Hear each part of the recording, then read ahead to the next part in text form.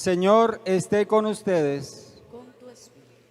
Lectura del Santo Evangelio según San Mateo.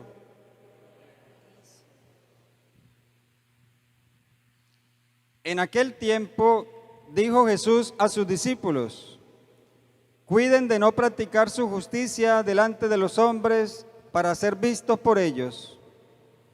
De lo contrario, no tendrán recompensa de su Padre Celestial.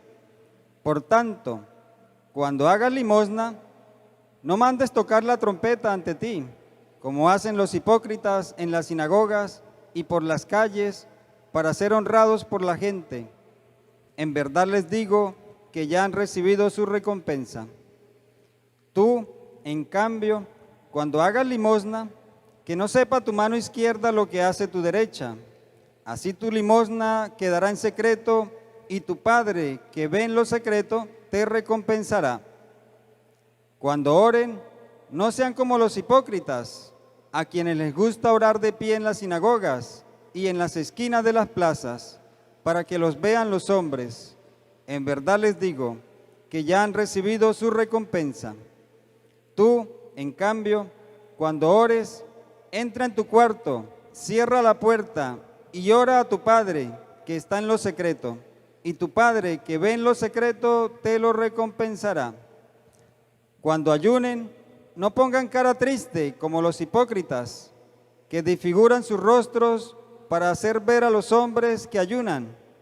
En verdad les digo, ya han recibido su paga.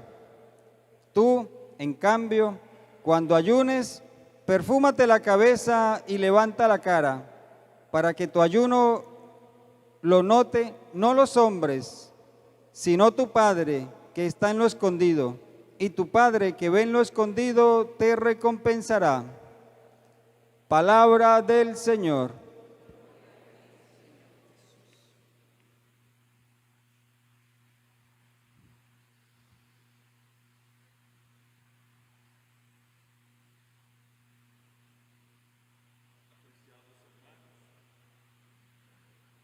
Apreciados hermanos,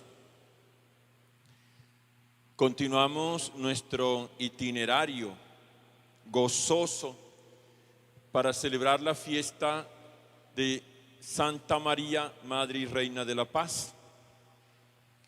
Y nos detenemos hoy en este título mariano de Sede de la Sabiduría, que es un título muy interesante. Y permítanme, hermanos, detenerme en aquello de la sabiduría. La palabra, en su connotación sencilla, lo que significa es conocimiento, destreza, habilidad.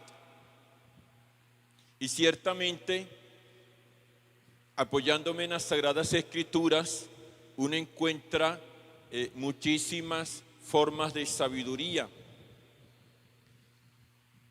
Se considera al hombre sabio que tiene destrezas para algún trabajo. Se viene a mi mente, por ejemplo, todos aquellos artesanos que ayudaron a Moisés a fabricar la tienda o el santuario del Señor en el desierto. Como allí habían pues los que trabajaban la madera, los metales, las telas, etcétera, que tienen una gran destreza y son considerados sabios porque realizan muy bien su trabajo. Está la destreza en la administración. Encontremos cómo el Evangelio del Señor Jesús habla del siervo fiel y prudente que administró muy bien los bienes de su Señor. El administrar con sabiduría, que es muy bueno, el saber llevar los asuntos de este mundo. También es sabia aquella persona que con inteligencia, con conocimiento, sabe distinguir el bien del mal. Y eso es algo que en las Sagradas Escrituras encontramos, sobre todo en los Salmos. Dichoso el hombre que no se sienta en el banco de los burlones, que no camina por la senda de los cínicos, sino que medita la ley del Señor día y noche. Sabia es aquella persona que sabe distinguir muy bien el mal del bien, es sabia. Está la sabiduría, mis queridos hermanos, de Salomón que se le presenta al Señor y le pregunta: ¿qué quieres? Pídeme lo que quieras.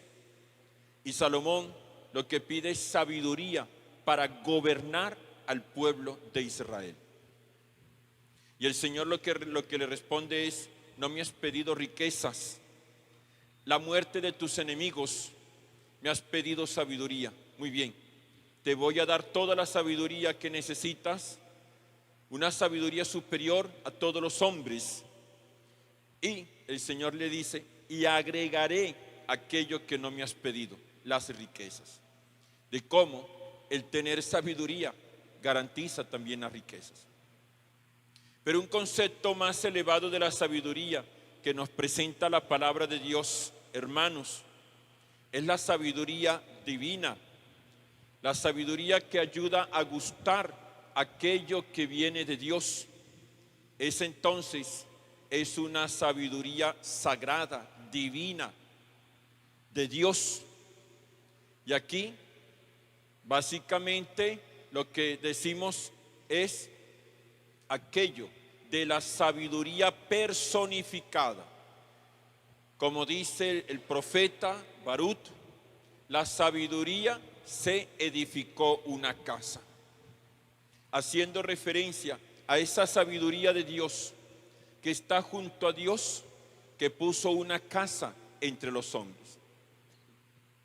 Y eso entonces nos lleva al Evangelio de Juan, cuando dice que la palabra de Dios estaba junto a Dios, estaba con Dios, y que esa palabra se hizo carne, o que esa palabra puso su morada entre nosotros. La sabiduría entonces divina, personificada, se refiere al Señor Jesús. Es Jesús la sabiduría de Dios, la sabiduría que es Dios. Y es una sabiduría ciertamente que gobierna el mundo, que orienta el destino de los hombres. Jesús es la sabiduría que conduce a la eternidad, que hace felices a cada uno de nosotros. Jesús entonces es la sabiduría. Démonos cuenta entonces cómo hay distintos significados de la palabra sabiduría, pero nos detenemos al final en nuestro Señor Jesucristo, que es la sabiduría encarnada, la sabiduría de Dios, la sabiduría que nos salva. Y bueno, el mismo apóstol San Pablo, él llega a hablar de la sabiduría de Dios y de la sabiduría del mundo. Y es claro que la sabiduría de Dios es Jesucristo. También está la sabiduría del mundo. Este mundo también tiene sus sabios y sabios en sus asuntos, pero ciertamente el apóstol llama la atención en que esa sabiduría del mundo es destructora, hace mal, en que esa sabiduría del mundo corrompe, destruye.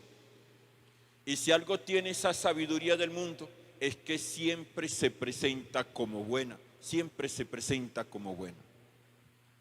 Recuerdo aquí una pintura que en cierta ocasión vi del nacimiento del Señor Jesús, donde estaba representado el demonio.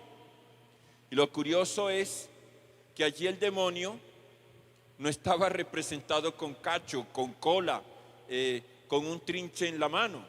No, el demonio estaba representado como un anciano venerable, eso sí, chiquitico, con un bastón en la mano, diciéndole a San José, como anciano venerable, como anciano sabio: mira, San José, tú eres una varita seca. El Espíritu Santo tuvo que hacerle el hijo a la Virgen María. Pero, ¿qué se resalta de la pintura? Que se presenta la sabiduría de este mundo como buena, como excelente. Asimismo, le pasó a Eva cuando vio el fruto prohibido. Lo vio excelente, bueno, exquisito. Así es la sabiduría del mundo, engañosa, pero destruye. Cristo entonces es la verdadera sabiduría. Y aquí pues invocamos a nuestra Madre, a la Santísima Virgen María, y la llamamos trono de la sabiduría, o sede de la sabiduría. Y eso básicamente porque nuestra Madre llevó en su vientre, en su seno, al Señor Jesús. Allí, en el vientre purísimo de la Virgen María, Cristo, la sabiduría eterna, asumió la naturaleza humana, se hizo carne y pudo así nacer entre nosotros. Por eso la invocamos a ella como trono de la sabiduría. Ella es el trono de la sabiduría. Y así la invocamos, así la invocamos. Invocamos a María como trono de la sabiduría para que ella nos ayude a acoger en nuestra vida de manera definitiva, alegre, gozosa al Señor Jesús, la sabiduría de Dios. Invocamos a María para que esa sabiduría de Dios, Jesús, permanezca siempre con nosotros. Invocamos a María entonces para que nos alcance las gracias de Cristo que necesitamos para todos los asuntos de nuestra vida. Necesitamos la sabiduría de Dios para alcanzar la vida eterna, para gustar aquello que viene de Dios, para saborear con gusto la voluntad de Dios para nuestra vida. Y ciertamente invocamos a María para que nos dé la sabiduría de Dios, Jesús. Y teniendo al Señor Jesús, ciertamente el Señor nos dará todo aquello que necesitamos. No solamente, como ya he dicho, la eternidad, el gozo, el paraíso, el cielo. También nos dará sabiduría para administrar muy bien los asuntos terrenos, para saber gobernar nuestra casa. Nos dará sabiduría con destrezas suficientes para los oficios que tenemos que realizar. ¿Y cuáles son nuestros oficios? Pues cocinar, lavar, planchar, llenar un informe allí en el escritorio. Recibimos esa sabiduría, recibimos la sabiduría para el estudio, recibimos la sabiduría que necesitamos. Hemos de invocarla pues a María, para que ella nos dé siempre esa sabiduría que necesitamos, que es Cristo Jesús. Y teniendo a Cristo, se nos conceda todo lo demás. Que María, nuestra Madre y Señora, trono de la sabiduría, interceda por todos nosotros.